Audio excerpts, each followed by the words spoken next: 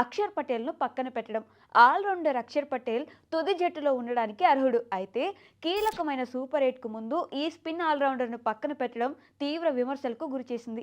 పైగా అక్షర్ మన జట్టుకు వైస్ కెప్టెన్. అంతేకాదు ప్రస్తుతం సూపర్ ఫామ్లో కూడా ఉన్నాడు. నెదర్లాండ్స్తో జరిగిన చివరి లీగ్ మ్యాచ్లో అక్షర్కు రెస్ట్ ఇచ్చారు. సూపర్ ఎయిట్ మ్యాచ్కు బరిలోకి దిగుతాడని భావించిన బెంచ్కు పరిమితం చేసి మూల్యం చెల్లించుకున్నారు. పోనీ అక్షర్ స్థానంలో వచ్చిన వాషింగ్టన్ సుందర్ ఏమైనా ఆడాడా అంటే అది కూడా లేదు. బౌలింగ్లో 2 ఓవర్లు వేసి 17 పరుగులు ఇచ్చి ఒక్క వికెట్ కూడా తీసుకోలేకపోయారు. ఇక బ్యాటింగ్ విషయానికి వస్తే 5వ స్థానంలో ప్రమోషన్ ఇచ్చినా సద్వినియోగం చేసుకోలేకపోయాడు.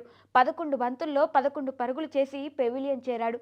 ఇండియా ఓటమిపై ఈ మార్పు తీవ్ర ప్రభావం చూపించింది. తేలిపోయిన సూర్య కెప్టెన్సీ.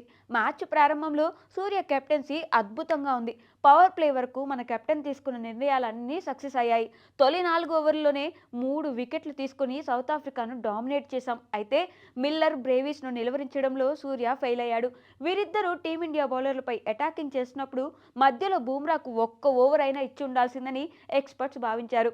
పసలేని దూబేకు బౌలింగ్ ఇవ్వడం, సుందర్ను సరిగా వాడుకోలేకపోవడం, చివరి ఓవర్ పాండ్యాకి ఇవ్వడం లాంటి అంశాలు సూర్య కెప్టెన్సీలో మైనస్గా మారాయి. బాధ్యత లేని బ్యాటింగ్. ఈ మ్యాచ్లో భారత బ్యాటర్లు తమ షాట్ సెలెక్షన్ కారణంగా ఓడిపోయారని చెప్పుకోవాలి.